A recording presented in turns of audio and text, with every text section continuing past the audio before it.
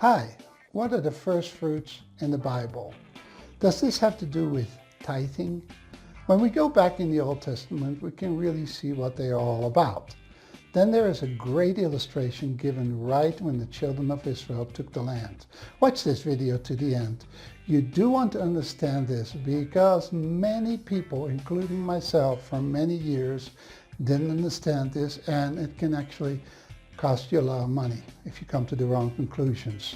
At the end, it will be very clear to you what the difference is between tithing and first fruit.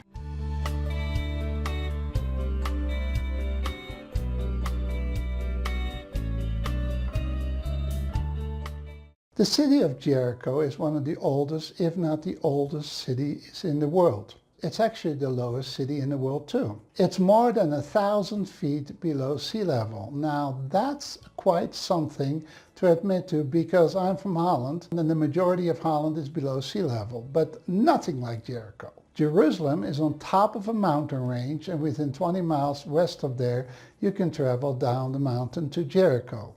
When you go downhill, the temperature gets much warmer. Just think about high mountains. That's where they have snow and ice. So many of the rich Sadducees would have a second home in Jericho. The temperature was so much better. Believe it or not, but Jerusalem can be quite cold. I was surprised at this. Now, when the children of Israel took the land of Canaan, they first came to the city of Jericho. God asked them to march around the city for 6 days, and then the seventh day to march around it 7 times. At the end of the 7th time, they were to blast their horns and also shout out loud. At this, the walls of the city came down, and they took the city and they totally destroyed it, as the Lord had commanded them. As a matter of fact, God told them that if anyone would rebuild the city, he and his family would be totally destroyed. This actually happened during the reign of Ahab. You can read about it in 1 Kings 16, verse 34. There was a man named Hiel who went to rebuild Jericho. He took the city for himself. It belonged to God, however, not to him. He and his whole family perished. The city did stay around then, and it still exists. I've been there. Here I am, riding a camel there. Poor camel. The principle that this story illustrates is that of first fruits. The Hebrews had no idea how God was going to give the land to them, but the first fruits they totally gave up to God, 100%. Now, what is the difference between a tithe and the first fruits? The tithe is a whole topic by itself, and there are actually 3 tithes, which would equal about 23 1/3%.